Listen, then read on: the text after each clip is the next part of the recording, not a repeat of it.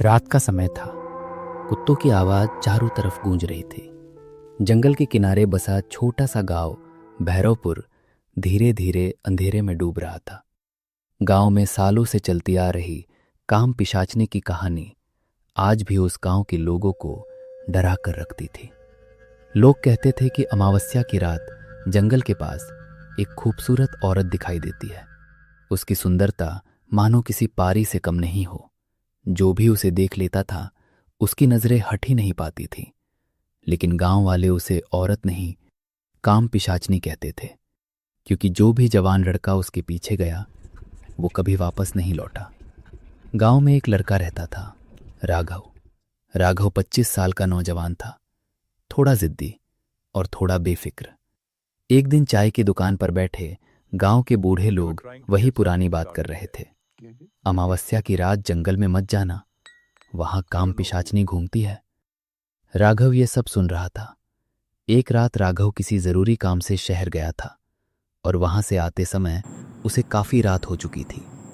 राघव बेफिक्र होकर उस जंगल से गुजर रहा था। तभी उसको एक बहुत ही मधुर आवाज सुनाई दी, जो उसका नाम लेकर उसको बुला रही थी। राघव न चाहते हुए भी उसकी तरफ आकर्षित हो गया, जैसे कोई अदृश्य ताकत उसे खींच रही हो। अमावस्या की रात थी। उस रात आसमान बिल्कुल काला था, हवा में अजीब सी ठंडक थी। तभी अचानक उसे दूर की तरफ से पायल की छन छन छन की आवाज़ सुनाई दी।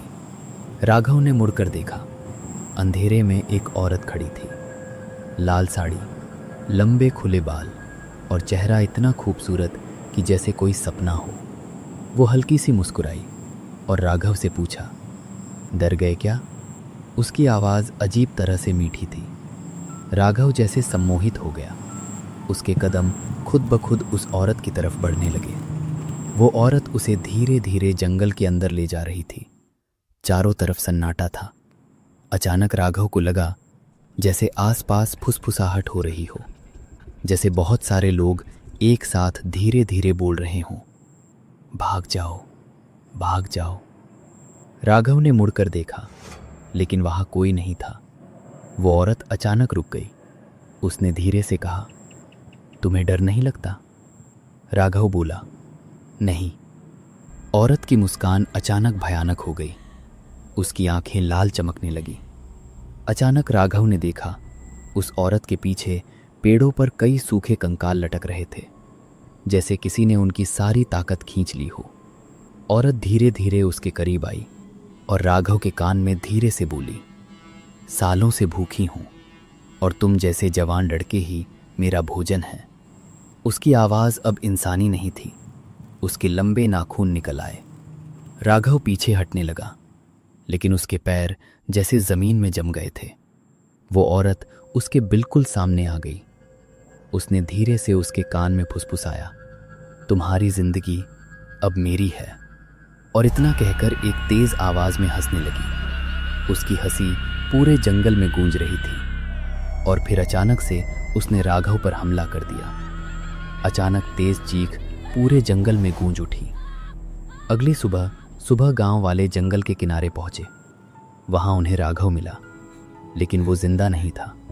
उसका शरीर बिल्कुल सूख चुका था, जैसे किसी ने उसकी सारी जीवन शक्ति खींच ली हो।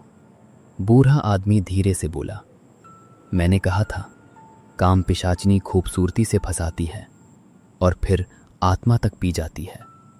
और सबसे डरावनी बात, उस रात के बाद गांव के कई लोगों ने जंगल के किनारे एक नई आवाज सुनी, छन छन छन, और उसके साथ एक नरम पुरुष आवाज भी, आओ मेरे पास आओ। कहते हैं अब उस जंगल में 2 पिशाच घूमते हैं, एक काम पिशाचनी और दूसरा राघव। आपको हमारी ये हॉरर स्टोरी कैसी लगी?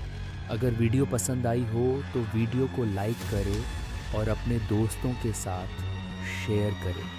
ऐसी ही और हॉरर स्टोरी देखने के लिए हमारे YouTube channel the horror vault को सब्सक्राइब करें